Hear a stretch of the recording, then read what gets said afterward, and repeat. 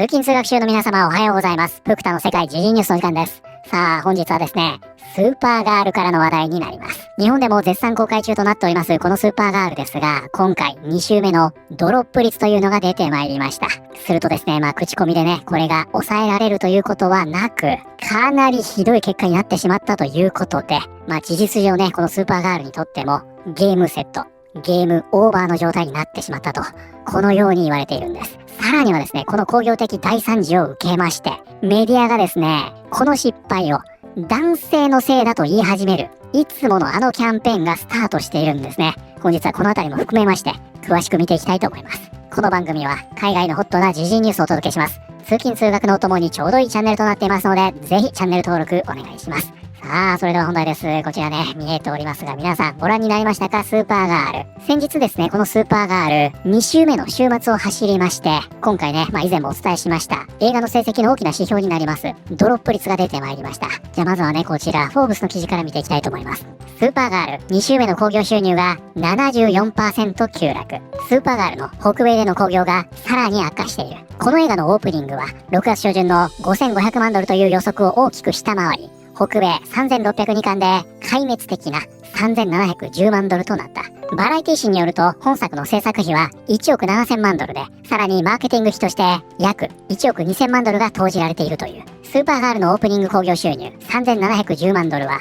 2024年に北米4102巻で公開され、オープニング週末に3760万ドルしか稼げず大失敗に終わった。ジョーカー・フォリアドゥと同等の数字である。この失速を受けて、デッドラインは本作が北米3602巻で壊滅的な 74% ドロップとなる980万ドル。週末興行ランキング4位になると予測している。この予測が当たれば、北米累計興行収入は5840万ドルになる見込みだ。救いがあるとすれば、それもわずかなものだが、ジョーカー・フォリアドゥは2024年の公開2週目に 81% ドロップとなり、週末興行収入は700万ドルだった。注目すべきなのは、ハリウッドリポーターが土曜日の時点で本作の2週目北米興行収入を850万ドル、80% ドロップと予測していたことだ。しかしその後、日曜日にやや持ち直した。ということでですね、こちらのね、スーパーガール。以前お伝えした通り、この初週末の興行収入、もう本当に悲惨なものになってしまったんですね。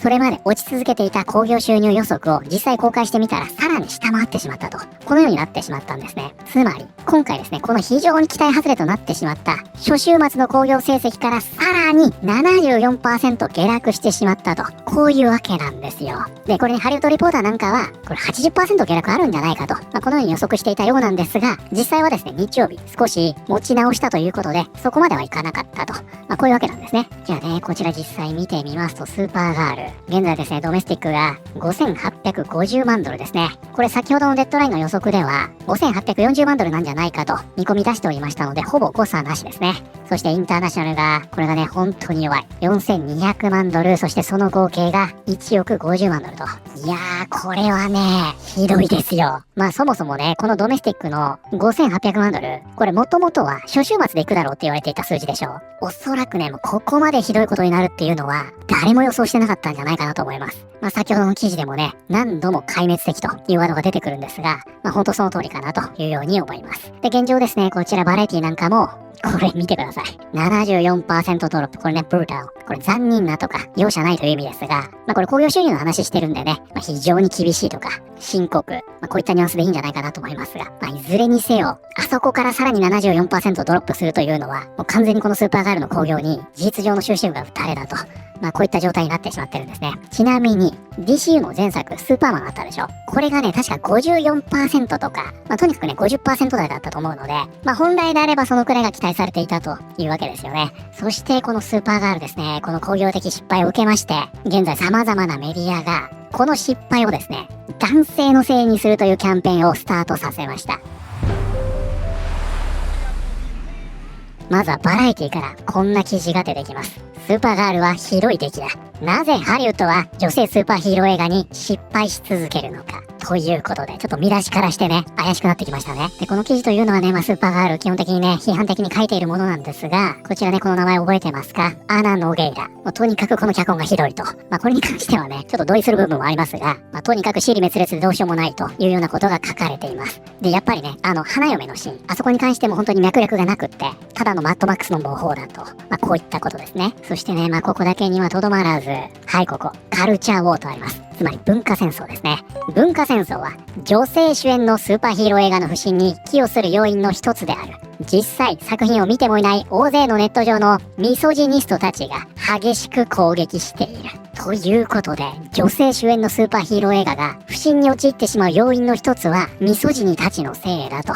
このように始まったわけですよ。いや、これもね、ほんとおかしな話でね、現在ね、このスーパーガールを見ている男女比というのが出ているんですが、男性ね、6割だそうです。これを聞くとね、なんか意外に女性の割合高いんだなと思いましたが、それでもね、男性の方が多いんですよ。で、これでね、男性の比率が極端に低いです。スーパーヒーロー映画にもかかわらず、女性8割、男性2割です。このように男性が見に行かないから興行不振に陥っているんです。女性主演のスーパーヒーロー映画は失敗してしまうんです。だったらわかるでしょ。男性の方が見に行ってるにもかかわらず、女性主演のスーパーヒーロー映画が失敗すると、これはね、筋が通ってないと思ってしまいますが、どうですか実際。ちょっとね、ぜひ皆さんのご意見も聞かせてください。で、ファンに対する攻撃というのは主に左派メディアから出ているんですが、こちらですね、ジョン・パブロビッツというアメリカのね、作家です。で、この方はですね、LGBT だとか、DI、反トランプ、これを掲げた、非常にわかりやすい左派ですね。この方がこんな記事を出しました。スーパーガールは墜落したのではない。マノスフィアに突入し、焼き尽くされたのだ。ということでこちらですね、マノスフィアとあります。こちらが本日のキーワードになります。Manosphere。男性の利益や権利に関心を持つウェブサイトやインターネット上の議論コミュニティで、しばしばフェミニズムへの反対や女性への嫌悪と結びつけられる。ということでこちらね、マノスフィアというのは男性至上主義的な反フェミニズムを掲げたオンラインコミュニティを指す言葉となっています。ちょっとね、わかりにくいかもしれません。こちら前半がね、男性ですね。そしてその下、スフィア。これがね、領域とか分野、こういった意味なんですね。で、それがくっついた言葉になってるんですよ。で、これに関しましてはね、こちらウィキペディアもあるんですが、2009年に初めて登場した言葉だと、このように説明されています。つまりかなり新しい言葉なんですね。で、最近ね、こういった類の議論になると、有害な男らしさっていう言葉よく聞きません。まさにこれです。つまり、有害な男らしさが蔓延するオンラインコミュニティ。これをマノスフィアというと。で、これ自体がね、結構新しい言葉ということもあるのかもしれません。これに対応する日本語というのが用意されてないんですね。で、これね、日本語でもそのままマノスフィアとして呼ばれているということなので、この言葉でね、覚えてしまっていいんじゃないかなと思います。だからほんと平たく言うと、反フェミニズム的なオンラインコミュニティ。これを指す言葉というわけですね。ということでこちらは、スーパーガールは墜落したのではない。マノスフィアに足を踏み入れ、焼き尽くされたのだ。で、この記事ではね、主に何を言っているかと言いますと、このスーパーガールが失敗した原因は、保守派の YouTuber だとか、ザック・スナイダー派、これが原因だと言ってるんですよ。で、このね、アイキャッチにも使われておりますが、今ね、アンチオッ系の一部 YouTuber が、そのミリアルコックの顔をね、こんな感じで醜く改変して、これをサムネイルにして嘲笑するっていうことをやってるでしょ。もうほんとこういうのやめた方がいいと思いますけどね。こういった連中が形成するマノスフィア。この影響で失敗してるんだと。こういうことを主張してるんですね。で、これに関してはね、以前もこのチャンネルで僕とはね、少しお話ししておりまして、覚えてる方もいるんじゃないかなと思いますが、実はね、この DCU の前作、スーパーマンも標的になっていたんですね。女性嫌悪云々じゃないんですよ。じゃあ、この筆者がね、スーパーマンに対しても、こいつらがね、攻撃してなければ、もっと興行収入が伸びたんだ、なんて主張していたのかというと、もしかしたらね、どっかでしてるかもしれませんが、してたらごめんなさいね。ただ、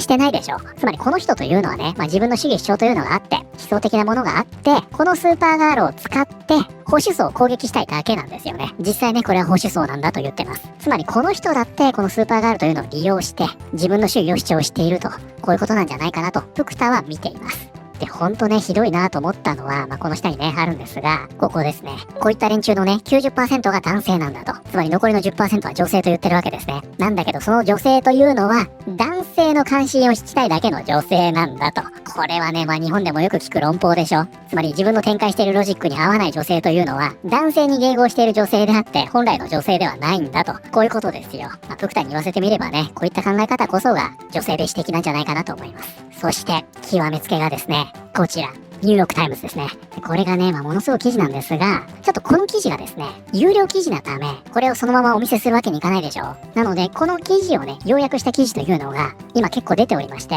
こちらアートキックの記事から紹介したいと思います。ただプクタはね、こちらニューヨークタイムズ、有料でサブスクしてるので、すべて読んでます。なので、この記事で要約されていることが本当なのかどうかというのも、プクタわかりますので、安心して聞いてくださいね。